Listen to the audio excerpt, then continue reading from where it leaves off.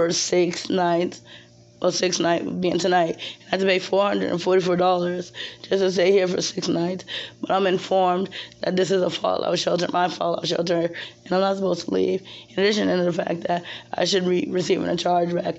I'm a former Wyndham employee and doing this and the other. So that price was already not well. I'm extremely sick and pregnant.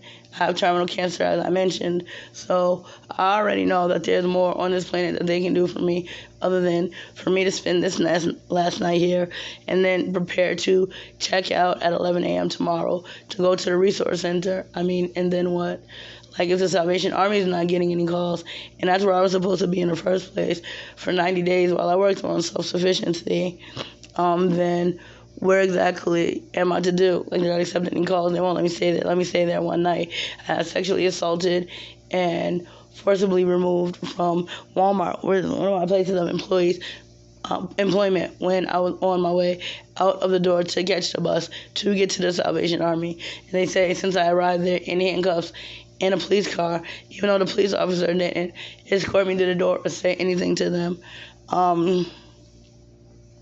I was told that I couldn't sleep there, so it's back to sleeping outside. I'm not from Texas. I'm not from Panhandle County. I'm not familiar with these surroundings, but I'm familiar with the planet.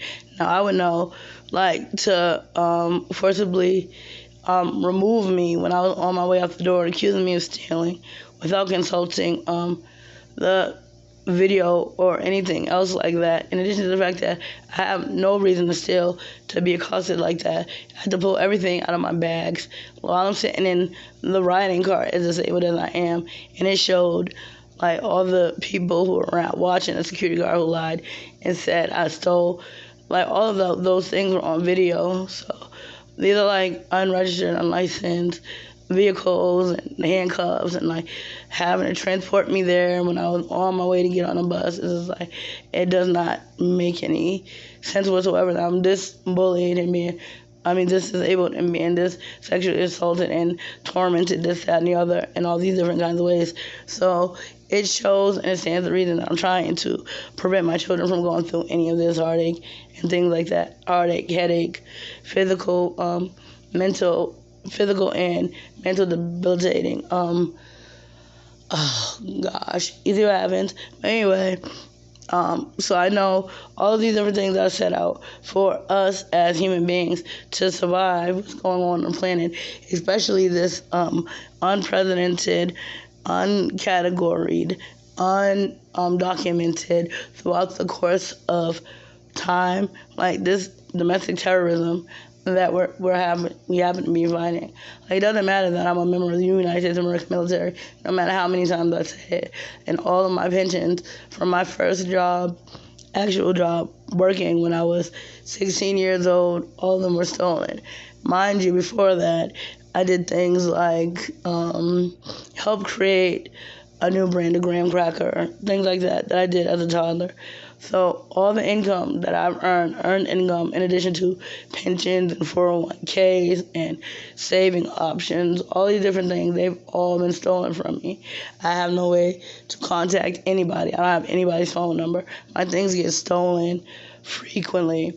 For instance, my reason for calling the Salvation Army today was so I could speak to Major Breckham Stone. I keep being told in order to obtain re-entry, I have to speak to Major Breckham Stone. But for some reason, there's no way I can get in touch with her. All right, she's a military professional. I'm a military professional.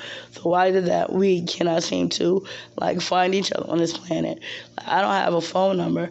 I keep mentioning I'm at the Super 8, and it's very funny that I'm still dealing with over the course of the 6 days that I've been here, they dropped my last name from the register, and I keep telling them to add it. I showed them my resource center ID that lists my last name, but for some reason they feel like I'm Tiffany Cassandra, not Tiffany Cassandra Graham, not Mrs. Breathe Graham. I'm nobody but whoever they decided to say that I am. So since I keep going through identity theft and theft of income and internal industrial espionage and capital federal criminal activity against me all of these different things, it's kind of hard to believe like that all of these things are going on in the country as of right now. And I'm an active duty military professional.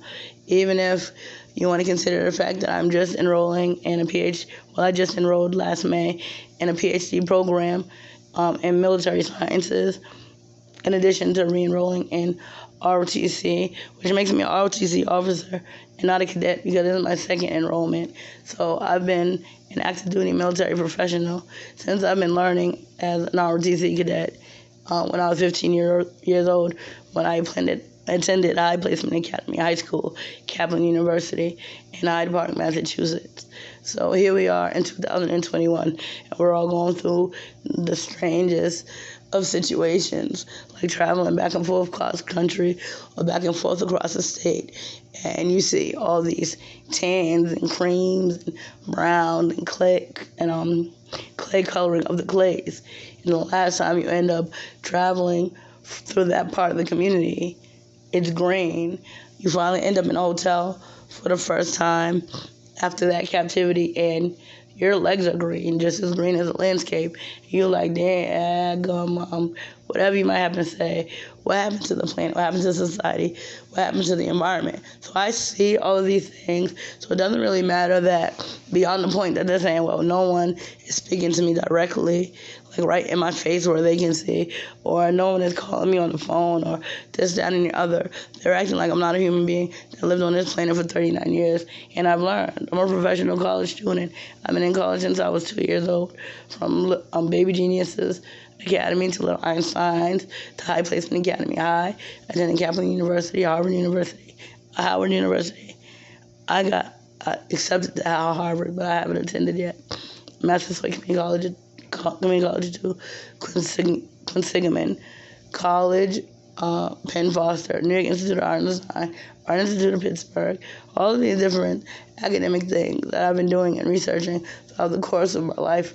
I'm capable of learning and retaining knowledge, so it makes it difficult for me to understand why, because they don't know, they assume I don't, or because they want to say that I'm whoever they might decide they feel like saying that I am. I just have to be that because they want it to be so. But that isn't exactly the way the world works. Like, I know exactly who I am and what I'm capable of. Like, I'm capable of finding this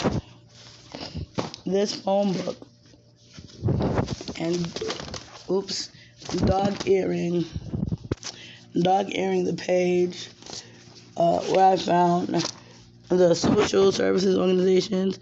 They're human services. There's nothing social about it. We're not like going to be friends or meet up, or hook up, you know what I mean? Like find a boyfriend or something like that. We are all like too busy focusing on our self-sufficiency. Look at this. This is under user-friendly and plumbing contractors running downtown. Isn't it very interesting that they have this partial ad and this smaller partial ad under plumbing in the phone book? That's very cute. And no, that's not where I got the number from. I dog-eared it, but here it is. I dog-eared it when I got here. I found it while I was looking through the restaurant pages. And this is what I find. There's another one, Ronald McDonald House Charities. So I find all this stuff just like anybody else. Phone fell. Just like anybody else can, who's looking for resources or what have you. But it doesn't stand to reason that I'm just expected to not know these things because they don't. It doesn't make any sense. Now, I can tell by my sniffles. I thought I got the ice yet, y'all. That's on the way. Yeah. Forget it, sick.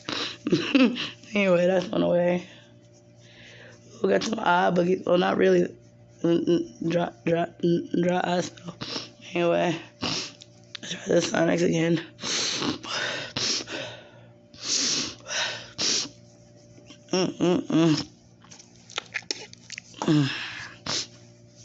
And again, and another one, and another one.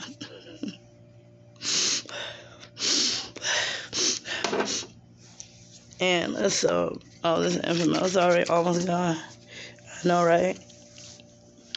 That's real quick. like still very extremely actively pregnant and everything, working on it. Trying to get through all of this and all of that with no assistance and no services. It was stand the reason that there's been a big international compromise in the government systems set forth by all the countries of the planet. So we're working through that as best as possible. Individuals who care. So, what to do now? More cleaning. Grab some ice. Some more makeup. I'm going to think this through. I'm going to find out how to get my babies what they need. Getting them back to me, and I do believe as better they get, the more medicine they take, the more they participate in active life and seeing life for the future that it could be or that it can. They'll be okay, and I'll be able to. I'll have my family back at some point. For instance, like the little things I do to try to keep them connected and grounded to me, like within this lifetime, would be little things like I was listening to a playlist. It began with the song "Still" that was performed by Tamia. It says, with me and my husband, I married 3 months ago, and the day we said I do, we ended up conceived and stuff. It's funny and cute and sweet and everything. So I decided to name those 2 little girls that were conceived that day, Still and Beat. So I'm all feeling the relationship and situation and everything. So I've been like all about that for a little while. It's like actually sweet to go through life in that manner with somebody like him. Me all over my space and now YouTube with it. And I'm like absolutely happy we're together like that. Because the United States of America Marine, he enlisted 5 years before I did, and we all collectively together say that he's military sick, he's Marine sick, and it gets on my nerves. But I have 15 PhDs in psychology, and I'm working on number 16.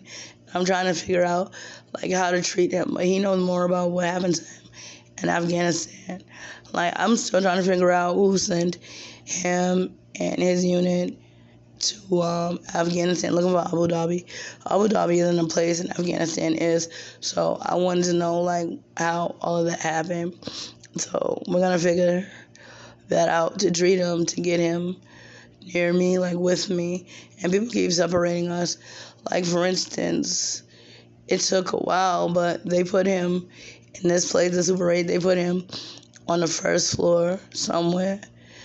And I have a suite here because I'm a former winter employee, among other things, that would grant me a suite in this facility. So I had them put him there in that one because they put me in this room, which is right across from it. So by the ice machine and shit. So that's where I am. That's where he is. But we had to work through that. We ended up like, he's always like down the hall or on a different floor. Once when we were in Wyoming, he was in the room right next to me, and we were talking to each other through the wall and stuff like that, trying to get him better and stuff. So all these different things, like he can't get me money, he can't get me a wire transfer, he can't. So I'm gonna say whatever we can do about whatever we can do, because it's not his fault that he's Marine sick. It's not his fault that he enlisted. It's not his fault this, that, and the other, nor is it mine. But we just happen to be this family unit, and we're trying to connect as one. So we all collectively have him, me, our children, big babies. Collectively, we have to do whatever we need to do to keep our family rooted and grounded. But anyway, it is what it might happen to be. We'll see. We'll just see what's going on. Deuces. I know, right? I was to sing a little ditty, but my voice left me quite some time ago. Trying to get my vocals back up. Well, I'm trying to get my vocals back up. I'll be like that. See ya.